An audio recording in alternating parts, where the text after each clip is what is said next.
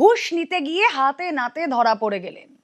দুর্নীতি দমনে করা রাজ্য করা, তবু অফিসে বসেই ঘুষ সরকারি অফিসারের। সাহস নয়, এটাকে বলে দুঃসাহস। এতটাই দুঃসাহস যে অফিসে বসেই ঘুষ নিচ্ছিলেন, আর তারপর হাতে নাতে পাকড়াও সরকারি অফিসার, যার ছবি আপনারা দেখছেন। ধৃত সরকারি অফিসার বিমল সাহা। ঝাড়গ্রামে জালের জুনিয়র ইঞ্জিনিয়ার বিমল সাহা ঠিকাদারের কাছ থেকে ঘুষ নিতে গিয়ে গ্রেফতার। রাজ্যে অ্যান্টি করাপশন ব্রাঞ্চের এই প্রথম গ্রেফতারি, যার ছবি আপনারা দেখছেন। ঘুষ নেওয়ার সময় কেমিক্যাল দেওয়া হয়, আর সেটাই টেস্ট করা হচ্ছে। তিনি ঘুষ নিয়েছেন, আর ঘুষ নেওয়ার পর এভাবেই টেস্ট করা হচ্ছে, যেখানে ঘুষের রং গোলাপি হয়ে যাচ্ছে, আর তাতেই প্রমাণিত যে হ্যাঁ, উনি ঘুষ নিয়েছেন। ঘুষ চাওয়ায় টোল ফ্রি নম্বরে ফোন ঠিকাদারের। কাটমানি বন্ধ করতে টোল ফ্রি নাম্বার রাজ্যের, আর সেই নাম্বারে ফোন করায় হাত পাতে গোয়েন্দারা।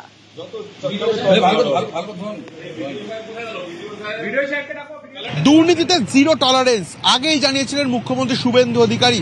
আজ ঝাড়গ্রামের জামবনির বিডিও অফিসে অ্যাসিস্ট্যান্ট সাব ইঞ্জিনিয়ার বিমল শাহকে ঘুষ নেওয়ার অভিযোগে গ্রেফতার করা হলো রাজ্য পুলিশের অ্যান্টি করাপশন ব্রাঞ্চের তরফে।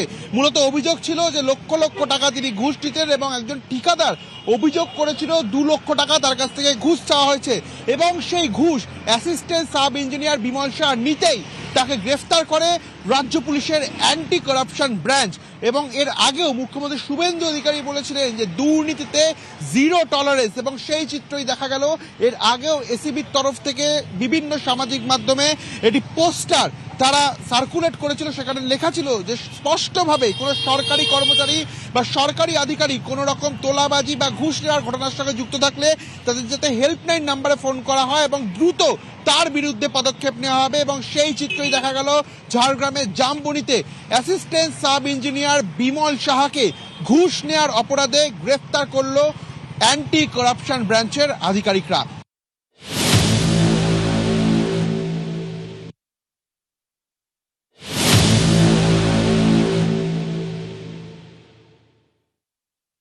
আপনারা আজকে দেখছেন কেমন চোর ধরা পড়ছে। অ্যান্টি করাপশন ব্রাঞ্চ খবর রেখেছেন কেউ? জামবনির জয়েন্ট ভিডিও হাতে নাতে ধরা পড়েছে। কোন সরকারি অফিসে, কোথাও পঞ্চায়েত অফিসে, পুরসভাতে টাকা দিয়ে আর কিছু কাজ হবে না।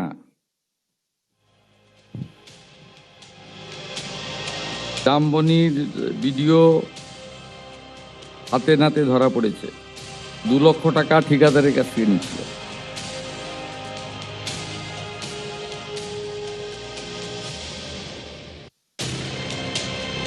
Anti corruption branch is working.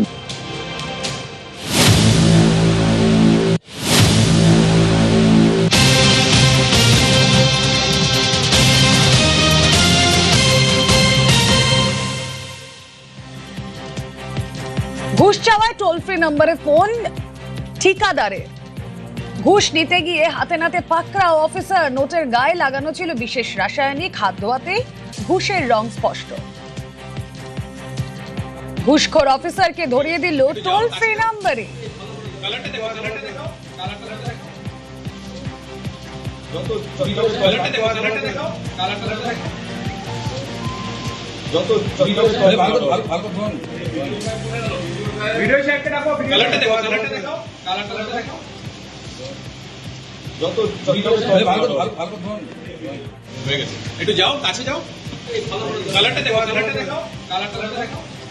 Cut money বন্ধ করতে টোল ফ্রি নম্বর, আর ঘুষখোর অফিসারকে ধরিয়ে দিল সেই টোল ফ্রি নাম্বারে ফোন করায় ফাঁদ পাতে গোয়েন্দারা, আর তারপরে ঘুষের রং পরিষ্কার।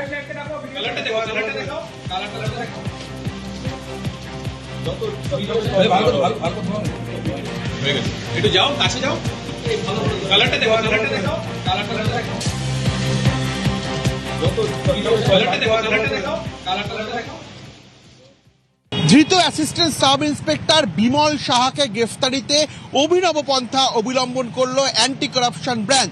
ফেনোফথিনাল পদ্ধতি, মূলত যে টাকা তাকে ঘুষ হিসাবে দেওয়া হয়েছিল সেই টাকার মধ্যে সোডিয়াম কার্বনেট মিশ্রণ করা হয়েছিল।